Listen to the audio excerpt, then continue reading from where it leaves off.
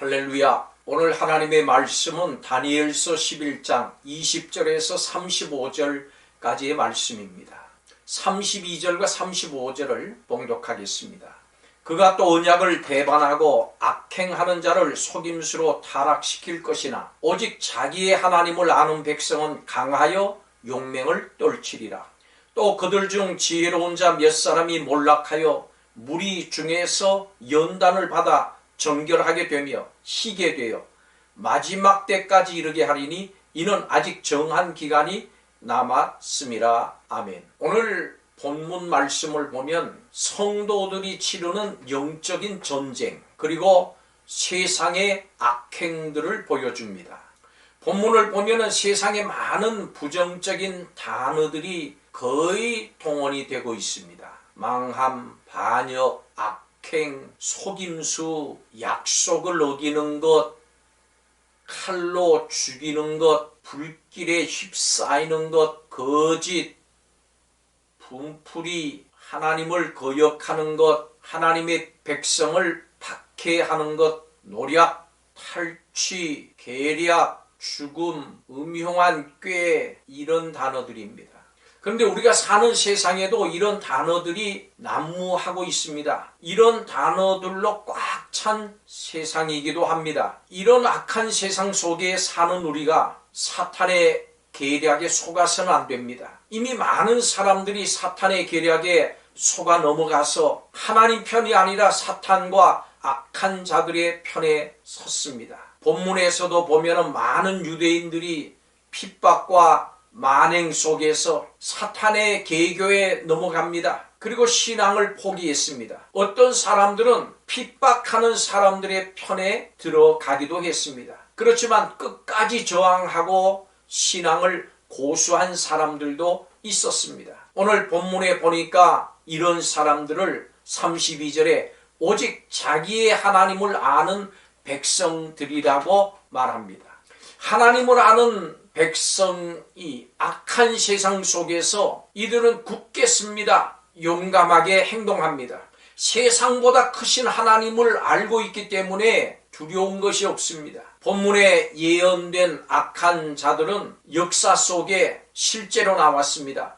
그 중에 한 사람이 안티오코스 에피파네스입니다. 이 사람은 예루살렘에서 만행을 저질렀습니다. 유대인들을 대거 학살하고 신앙 고수하는 사람들을 노예로 팔아버렸습니다. 그리고 성전에 들어가서 모든 성전의 성물들을 약탈을 했고 성전의 금 장식들을 벗겨버렸습니다. 그리고 자기 것으로 삼았습니다. 이런 악행하는 자들에 대해서 우리 성도들은 인내해야 됩니다. 왜냐하면 하나님도 참고 계시기 때문에 그렇습니다. 하나님께서는 하나님의 백성을 버리시지 않으시고 이러한 상황 속에서도 회복과 치유를 위해서 준비하시는 하나님이십니다. 이 과정 속에서 잠시 악한 사람들이 승리하기도 하지만 이들의 노력은 결국은 헛수고입니다. 반드시 하나님께서 정하신 때가 있습니다. 끝날 때가 있습니다. 그렇기 때문에 하나님의 백성들은 지치지 말아야 됩니다. 선을 행하다가 낙심하지 말지니 낙심치 않으면 거둘 때가 있습니다. 24절에 보니까 이 악한 자들은 음흉한 꾀를 짜내서 산성을 칩니다마는 그가 다스리는 기한은 결코 오래가지 않습니다. 결국 악한 권세는 사라집니다. 악한 사람을 두려워하지 마십시오. 반드시 이깁니다.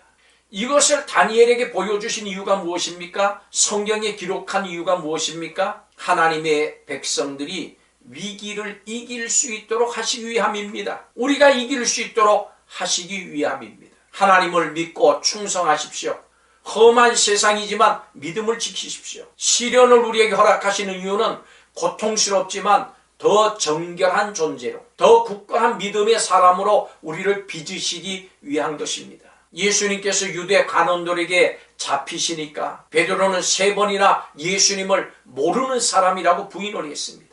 그러다가 다구는 소리를 듣고 예수님을 부인한 죄를 깨닫고 통곡을 했습니다. 그런데 부활하신 예수님께서 이 낙심한 베드로를 찾아오셨습니다. 변치 않는 예수님의 사랑을 확인시켜 주셨습니다. 그리고 성도들과 교회를 돌보라고 하는 사명을 맡겨주셨습니다. 시련의 기간은 성도들이 더욱 정결하게 빚어지는 기간입니다. 고난은 여전히 나에게 남아있는 불순물을 제거하는 방법입니다. 그러므로 시련 가운데 낙심하지 마십시오. 하나님만 바라보십시오. 하나님을 향한 믿음을 입술로, 행동으로, 생활 속에서 고백하십시오. 하나님께서 승리를 주십니다. 시련 속에 믿음을 가지고 흔들리지 마십시오. 하나님의 말씀을 붙드십시오. 세상이 아무리 혼돈스러워도 하나님의 말씀을 읽고 그리고 깨달은 말씀을 선포하십시오. 하나님은 이런 사람들을